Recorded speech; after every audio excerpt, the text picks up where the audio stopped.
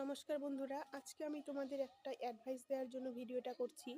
যারা নতুন ভাবছো যে ইউটিউব চ্যানেল করে ইনকাম করবে, তো তাদেরকে বলছি যে ইউটিউব থেকে প্রচুর ইনকাম হয়, এটা ঠিক, কিন্তু এতে প্রচুর সময় দিতে হয়, ধৈর্য রাখতে হয়।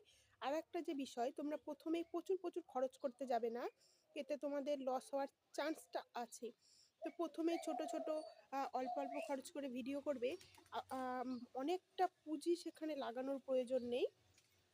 তো কোয়ালিটি যদি ভালো হয়, ভিউ বাড়বে আস্তে আস্তে, কিন্তু প্রথমেই প্রচুর প্রচুর টাকা এতে ইনভেস্ট করার কোনো প্রয়োজন নেই।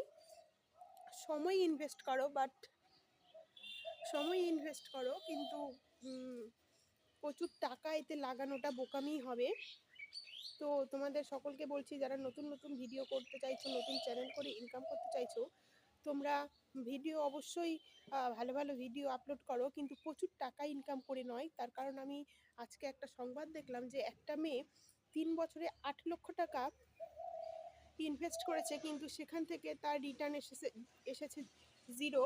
সে 8 লক্ষ টাকা, এবার অনেকের অবাক হতে পারে যে 8 লক্ষ টাকা কীভাবে খরচ করলো। সে একটা রান্নার চ্যানেল চালাতো, সেই রান্নার চ্যানেলে রান্না করার জন্য ঘরটাকে প্রথমে ঠিকঠাক সুন্দরভাবে সাজিয়ে নেয়। বেশি দামের ক্যামেরা, ভিডিও করার জন্য নানা রকম সরঞ্জাম যেগুলো থাকে সেগুলো কিনেছে, প্রচুর টাকা ইনভেস্ট করেছে, কিন্তু তার রিটার্ন এসেছে জিরো। তাই সে 3 বছর পর সিদ্ধান্ত নিয়েছে যে সে আর ভিডিও করবে না। তাই এর থেকে সাবধান বন্ধুরা, তোমরা ভিডিও করো, কিন্তু প্রচুর প্রচুর টাকা এতে ইনভেস্ট করবে না, অল্প কিছু করে ইনভেস্ট করতে পারো। আর সবচেয়ে ভালো হয় মোবাইল দিয়ে ভিডিও করে আপলোড